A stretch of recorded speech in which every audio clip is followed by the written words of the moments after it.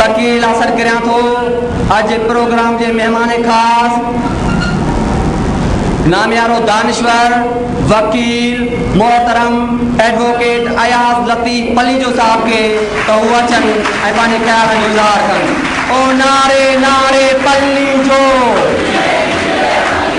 ओ नारे नारे पलीजो, ओ नारे नारे पलीजो।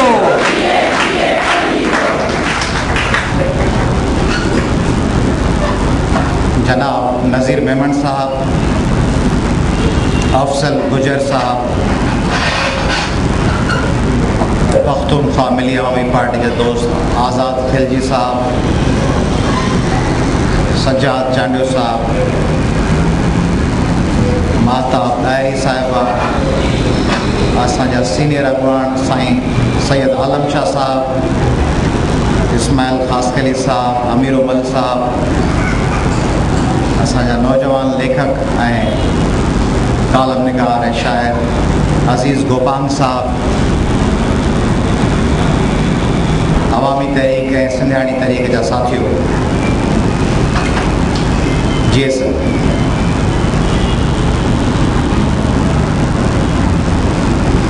तारीख़ में हमेशा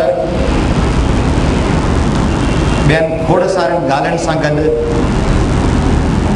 इन ॻाल्हि ते बि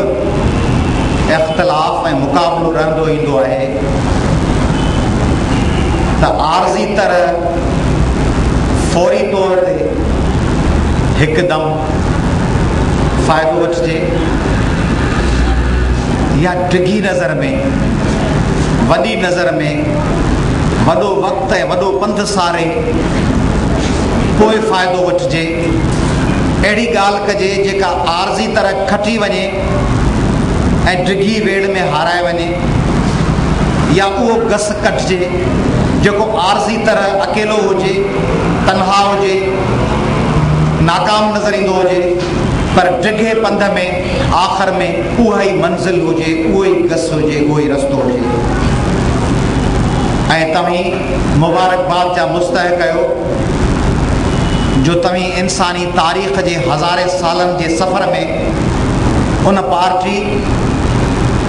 उन काफ़िले जा सिपाही आहियो, उन काफ़िले जूं साथियाणियूं आहियो जिन हमेशह फौरी फ़ाइदे वारे गस, फौरी फ़ाइदे बज़ाहिर चमक दमक वारे काफ़िले, चमक दमक ऐं ऐशो आराम वारनि ॻाल्हियुनि जे बजाए उहो गस खयो आहे जेको आर्ज़ी तरह अकेलो हूंदो आहे, पर अवामी तहरीक जे काफ़िले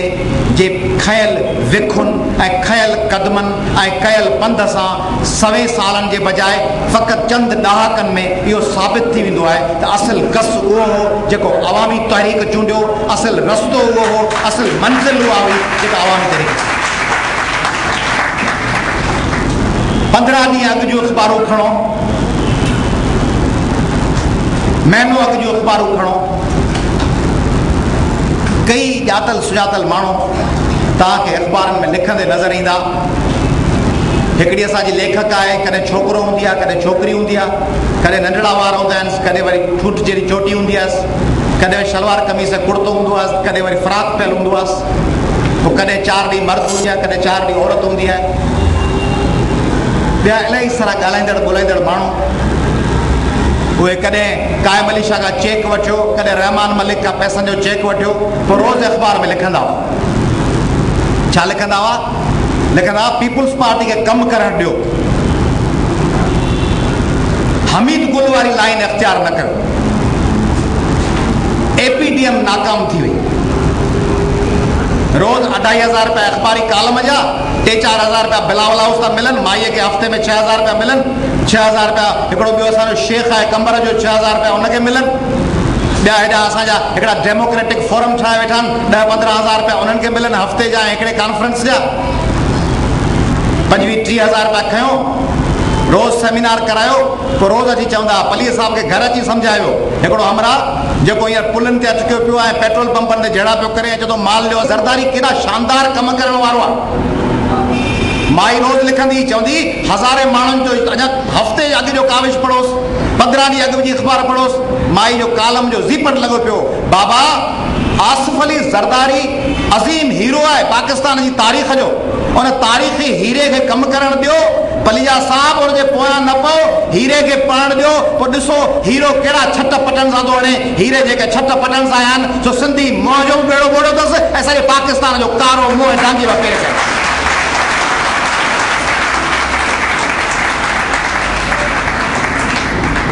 रोज़ माई लिखंदी, पोइ पढ़ंदड़ लिखंदड़ साहब जे असांखां पुछंदा, चवंदा माई वीचारी चवे थी हमीद गुल, बाबा हाणे हमीद गुल जी सियासत ऐं जनरलनि जी सियासत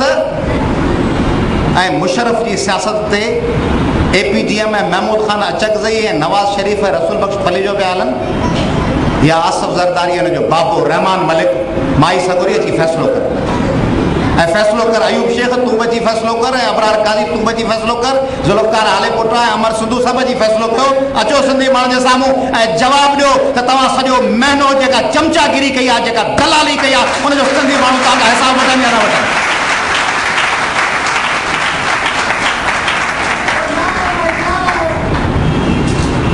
पैसनि ते को मज़हब मटाइबा आहिनि, पैसनि ते को नज़रिया मटाइबा आहिनि, 1500 जे कालम ते को क़ौम ते सुल्तानी गवाह बणिजी बीबो आहे, 2000 जे कालम ते ऐं लिफ़ाफ़े ते को पंहिंजी क़ौम ऐं जुडिशरी ऐं अदलिया ऐं इंसानी हक़नि जी जुदोजहद जे पुठ में खंजर हणबो आहे।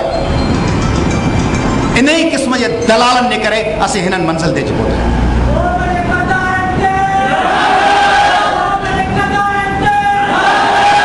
हिकिड़ो दलाल पैदा कयोसीं आरीसर, उहो दलाल चइनि गुतनि तां मिलंदड़ लाइन ऐं जिन जे हिकिड़े पिंट जे लाइ हर 15 ॾींहं वञी 90 ऐं भाई खान चाड़ीअ ते सिंधी क़ौम खे विकिणी ईंदो। हिकिड़ी पिंट ते उहो माण्हू हिकिड़े लाइन जे पवे ते जेको पाओ चवंदो आहे सिंधी माण्हू, अरे बाबा हिन खां झुंपीर मां प्लास्टिक जी थैली में 20 रुपए जो जेको माल उहो वठी आ, इहे 150 रुपए लाइ MQ ने दर्द न विकामी आहे, तॾहिं बि तूं सिंधी क़ौम जी नज़र में